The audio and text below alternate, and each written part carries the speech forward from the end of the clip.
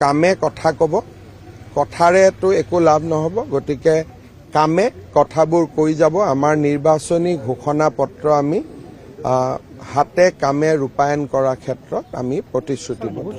অসমৰ সুৰক্ষা আৰু অসমৰ বিকাশ, অসম অসমীয়া আৰু ভাৰতীয়, অসমৰ চাৰিসীমাৰ ভিতৰত যাতে আমি সদায় সুৰক্ষিত হৈ থাকিব পাৰোঁ আৰু বিকাশৰ গংগা নমাই আনিব পাৰোঁ, সেয়ে হৈছে আমাৰ দায়িত্ব।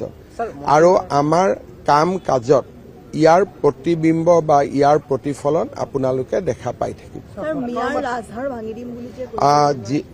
আপোনালোকে অনাগত দিনত আমাৰ কাম কাজবিলাক চাই থাকিব আৰু কামে কথা কব, কথাৰেতো একো লাভ নহব। গতিকে কামে কথাবোৰ কৈ যাব। আমাৰ নিৰ্বাচনী ঘোষণা পত্ৰ আমি হাতে কামে ৰূপায়ণ কৰাৰ ক্ষেত্ৰত আমি প্ৰতিশ্ৰুতিবদ্ধ।